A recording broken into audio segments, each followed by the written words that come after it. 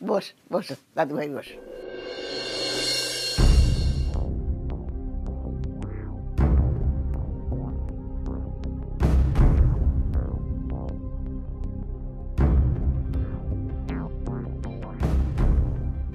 হ্যাঁ, এখন চুলটা ভিজিয়ে দাদু ভাইয়ের পাটা ভালো করে বুঝিয়ে দাও।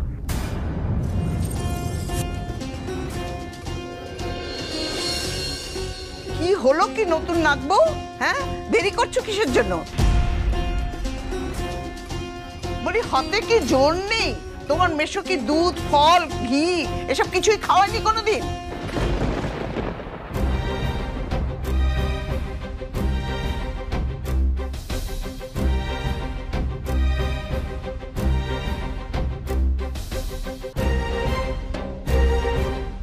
কেমন মজা আলো চ্যাটার্জি, কেমন আমার পায়ের কাছে বসতে হলো। এবার দেখো আমি কি করি।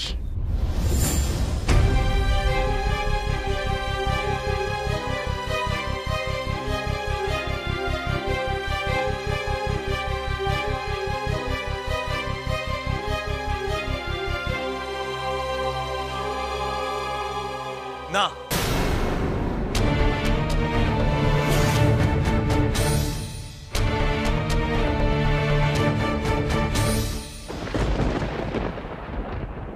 থাক, এসব কিচ্ছু করতে হবে না।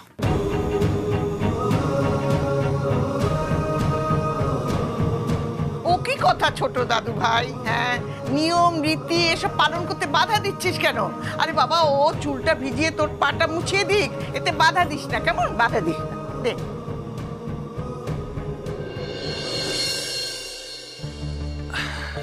পিসিটাম্মি, দেখো দেখো, লুক এট হার।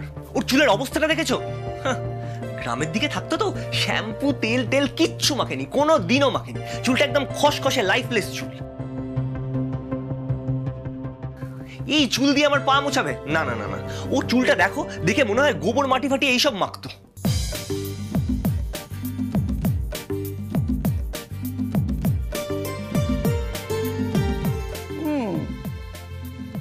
হতে পারে, হতে পারে, হ্যাঁ।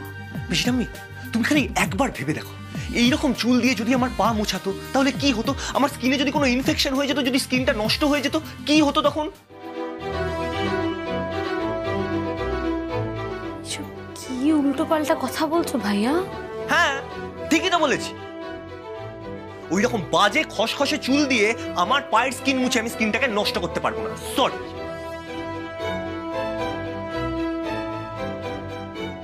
কিন্তু নিয়ম দাদু ভাই। দূর বাবা, ছাড়ো তো। ও যখন আমার পায়ের সামনে বসেছিল না, আমি তখনই ওকে আশীর্বাদ করে দিয়েছি। আচ্ছা পিসিটাম্মি, তুমি বলো, তুমি কি চাও যে এইরকম খসখসে বাজে চুল দিয়ে আমার পাটা মোছালে তারপর আমার পায়ে যদি স্কিন ইনফেকশন হয়ে যায়, আমার স্কিনটা যদি নষ্ট হয়ে যায়, তুমি কি চাও এটা? তুমি বলো। হ্যাঁ, ঠিক আছে, ঠিক আছে। এই মেয়েটা কিচ্ছু ভালো না, সব খারাপ। এই শোন, তোরা না সময় সুযোগ পেলে না এই মেয়েটাকে একটু শহুরে আদব কায়দা শিখিয়ে দিস তো, তাহলে হয়তো সারা জীবন এই মাথায় গোবর মাটি মাখিয়ে থাকবে। আরে হ্যাঁ হ্যাঁ পিসিঠাম্মি, আমি ছোট বৌদি ভাইকে সব শিখিয়ে দেবো। ও বাবা, কত রাত্রির হয়ে গেল, এখন এখানে দাঁড়িয়ে দাঁড়িয়ে তোরা আর গজরা করিস না তো, চল। এই চল দেখি, চল, অসহ্য লাগছে আমার, চল চল চল দেখি, সরো তো, চলো।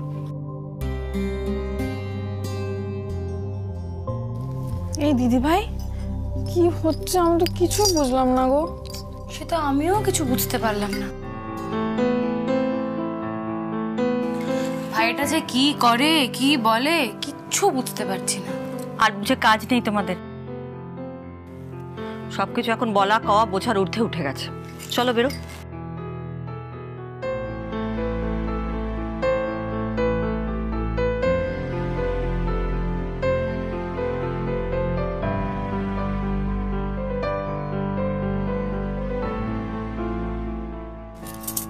আলো, ভাইয়ার উপর রাগ করো না। আর ভাইয়া, আলোর চুল দিয়ে পা মোছানোর নিয়মটা কাটানোর অজুহাত। না না, আমি কিন্তু কিছুই কাটাইনি, যা সত্যি আমি তাই বলেছি। Fact is fact. এইসব মাথায় গোবর মাটি মেখে না ওর মাথার ভালো বুদ্ধিগুলো মাটি হয়ে গেছে। সত্যি মানে তোমার সাথে কথায় কেউ পারবে না, না? দেখো তুমি অন্তত পারো কিনা। আসছি। Good night.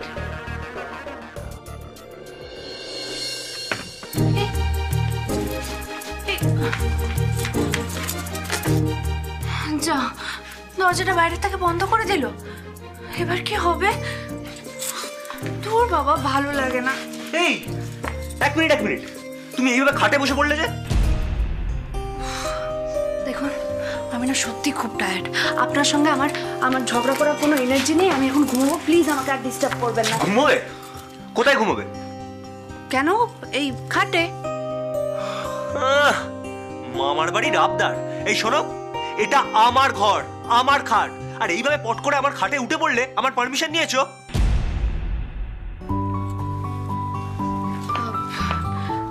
না মানে কোনো মানে টানে নয়, ভালো করে শুনে নাও, এটা আমার ঘর। ছোটবেলা থেকে এই ঘরে আমার আধিপত্য চলছে, তাই এই ঘরে ছড়ি ঘোরানোর চেষ্টা তুমি করো না আলো।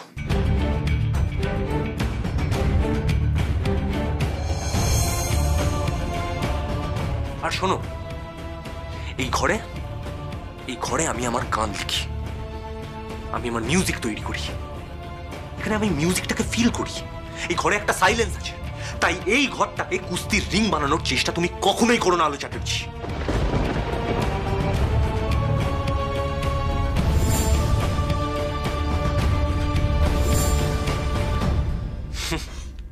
অবশ্য এসব কথার তোমাকে আমি কেন বলছি, তুমি তো এই ঘরে থাকবেও না।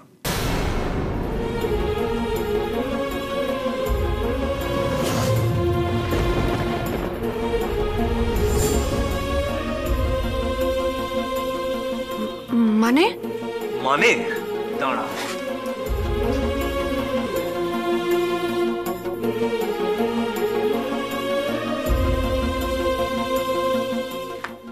এই নাও চাদর,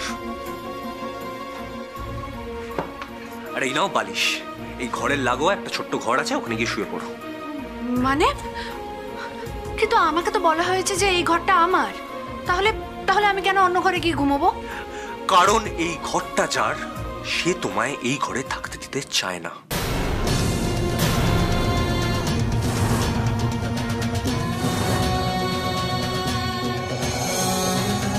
মানে আমি তোমায় এই ঘরে থাকতে দিতে চাই না।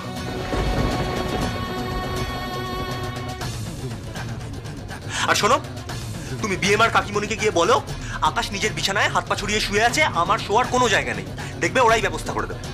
যাও যাও, তোমাকে আমি আমার ত্রিসীমানায় দেখতে চাই না। যাও যাও, এই ঘর থেকে বেরিয়ে যাও।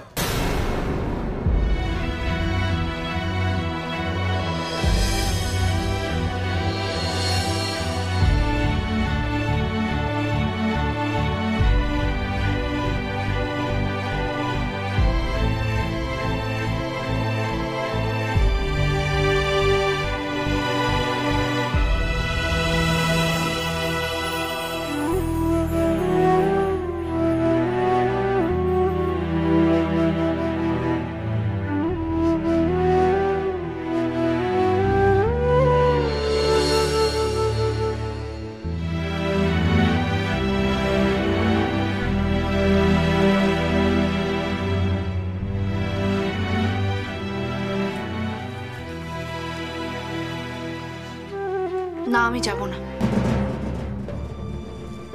যাবে না? মানেটা কি?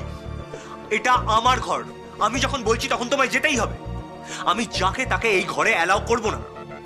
আর তোমায় তো আমি বলে দিয়েছি কাকে কি বলতে হবে, তাও তুমি যাবে না মানে? আর শোনো, এই দরজা বাইরে থেকে বন্ধ আছে এই অজুহাতটা আমায় দেখিও।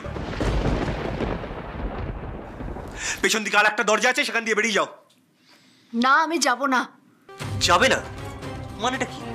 এই শোনো, ওসব ফুলসজ্জা টজ্জা কিচ্ছু হবে না, হ্যাঁ? তুমি এবার যাও এই ঘর থেকে।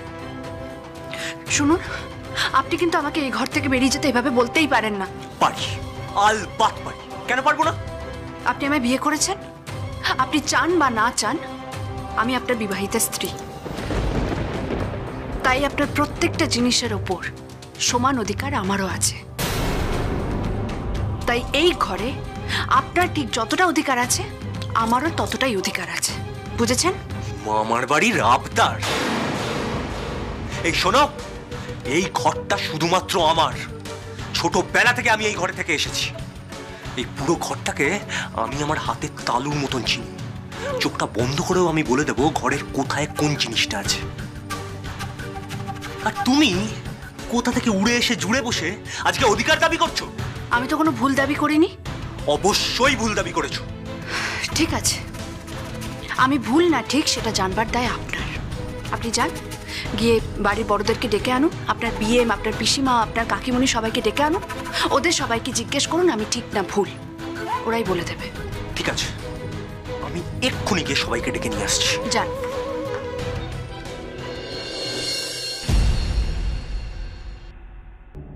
না না, এই আমি কি করছি?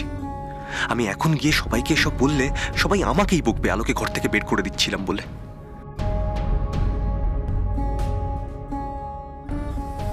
কিন্তু ওই আলোকে আমি কিছুতেই সহ্য করতে পারছি না। এই কাজটা কিন্তু তুমি ঠিক করলে না। তুমি আমার সাথে ঝামেলা করে কিন্তু অশান্তি ডেকে আনছো। ভুলে যাও না আমি তোমার স্বামী। সেটা আমি ভুলিনি।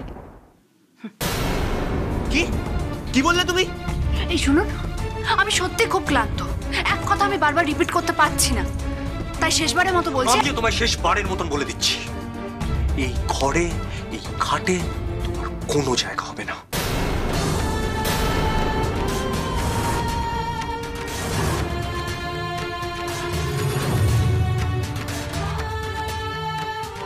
আমি তোমাকে আমার ত্রিসীমানায় দেখতে চাই না। যাও, বেরিয়ে যাও এই ঘর থেকে। আপনি বোধহয় ভুলে গেছেন আমি আপনার বিবাহিত স্ত্রী, তাই আপনার সমস্ত কিছুতে অর্ধেক অধিকার আমার।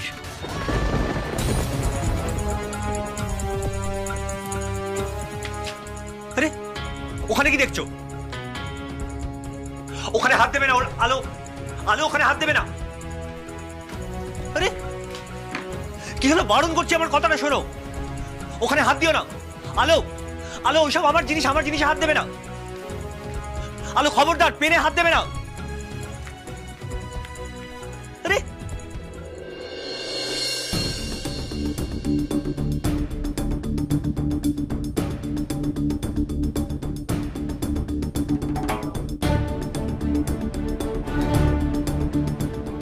কি হচ্ছেটা কি আলো?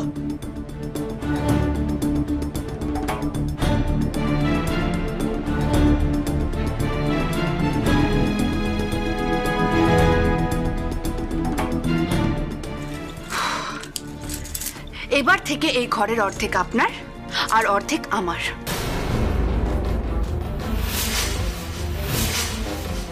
আমিও আপনার ত্রিসীমানায় কোনোদিন যাব না, আর আপনিও আমার ত্রিসীমানায় কোনোদিন আসবেন না। কি আমার ঘরে এরকম দাগ কেটে ভাগ করে দেওয়ার তুমি কে শুনি? আপনার স্ত্রী।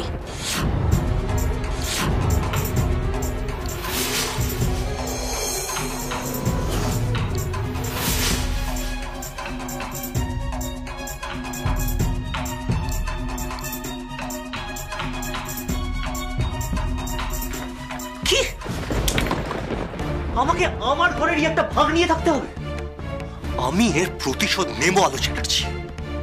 আমি তোমাকে ছাড়বো না, কিছুতেই ছাড়বো না।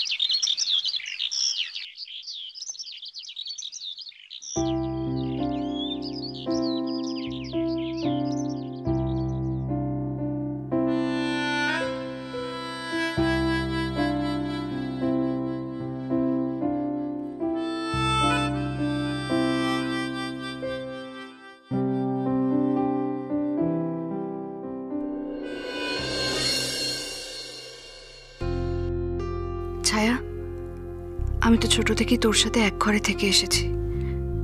এভাবে একজন অজানা অচেনা মানুষের সঙ্গে এক ঘরে থাকা আমার খুব অস্বস্তি হচ্ছে রে।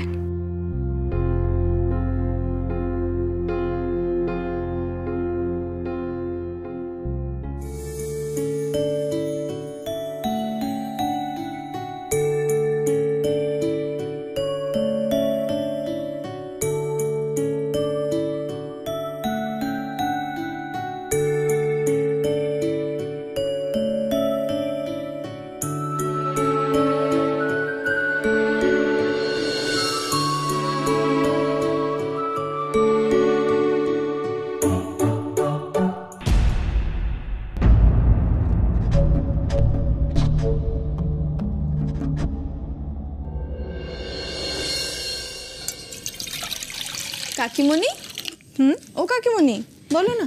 বলছিলাম আমাদের নতুন বউয়ের তো দেখছি এখনো নাবার সময়ই হলো না। আসবে, এক্ষুনি চলে আসবে। আসলে তো ছেলে মানুষ, ঘুম থেকে উঠতে হয়তো দেরি করে ফেলেছে। এতই যখন ছেলে মানুষ তাহলে এত রাতের বিয়ে দিল কেন শুনি? কেন, কি হয়েছে? কি আবার হবে দিদি ভাই, তোমাদের আদরের আলোর চোখে এখনো সকালের আলো গিয়েই পৌঁছলো না, তাই হয়তো ঘুম ভাঙেনি। এরকম করে কেন বলছিস মেজো? তাহলে কি বলবো দিদি ভাই? আচ্ছা আমরাও তো একদিন না একদিন নতুন বউই ছিলাম নাকি? কই ফুলসজ্জার পরের দিন সকালবেলা আমরা তো এত দেরি করে ঘুম থেকে উঠিনি। আলোর আবার কোনো লজ্জা আছে? মেজো ছাড় না, কেন এরকম করে বলছিস বলতো? দেখলি তো কাল রিসেপশনে কত প্রবলেম হলো, তারপর ঘরে ঢোকার পরেও তো অত ঝামেলা হলো। তারপর কি জানি বাবা, দুটোই মিলে দরজা বন্ধ করে চলে আসার পর চুলোচুলি করেছে কিনা তাও তো বুঝতে পারছি না না, সেরকম কিছু হয়নি। ভগবান করুক যেন সেরকম কিছু না হয়। দীপারে, সত্যি সত্যি সেরকম কিছু হয়নি বল? বললে তো রাত্রি অনেক চিৎকার চেঁচামেচি সব শুনতে পেতাম না। ওই মেয়েকে না কোনো বিশ্বাস নেই, ও অশান্তি করবেই করবে এই বাড়িতে। মেজো, এ কি বাবান, তুমি এত সকাল সকাল উঠে পড়েছো যে? বাবান, এই বাবান তুই কি আজকে কাজে চলে যাবি নাকি রে বাবা? তার আগে তোমরা আমাকে চা আর কফি মিশিয়ে, চা কফি দিয়ে একটা স্ট্রং করে বানিয়ে দাও না। আমি স্ট্রং করে কড়া করে বানিয়ে দাও না। কি চা আর কফি একসাথে? তোমাকে তো কখনো খেতে দেখিনি আগে এরম ভাবে। এই তোমার কি হয়েছে বলো তো বাবান? চোখ মুখে বেরম দেখাচ্ছে কেন? ঘুমোনি সারা রাত? পারছি না তো ঘুমোতে, আমাকে ঘুমোতে দেওয়া হচ্ছে না। কেন গো, কে ঘুমোতে দিল না তোমাকে? মেজো বৌদি, একটা ধাঁধা।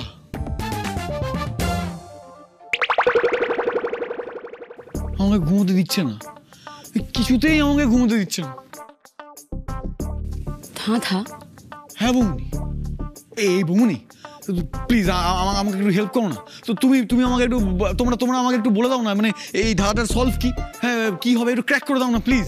বাবান, এটা ধাঁধা ক্র্যাক করার সময়? এখন সবাই কাজে বেরোবে, সবাই ব্রেকফাস্ট করবে, আমি সব কাজ পেলে তোমার ধাঁধা ক্র্যাক করবো এখন? তোর বাবা, ধাঁধা একটা পঞ্চবটি। বাবান্দা, কি ধাঁধা বল, আমাকে বল, আমি ক্র্যাক করে দিচ্ছি, বল। তুই পারবি? হ্যাঁ। এদিকে এদিকে এদিকে এদিকে বস বস। তুই তুই সত্যি পারবি তো? হ্যাঁ।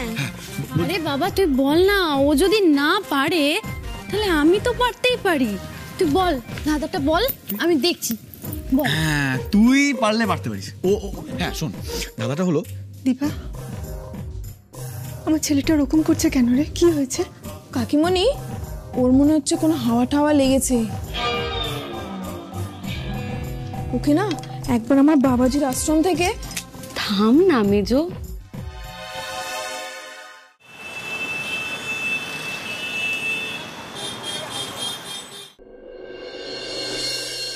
এই বাবান্দা তুই বল না আমাকে কি ধাঁধা। হ্যাঁ ধাঁধাটা হলো একটা ফোন নাম্বার। Phone number? হ্যাঁ। কার ফোন নাম্বার?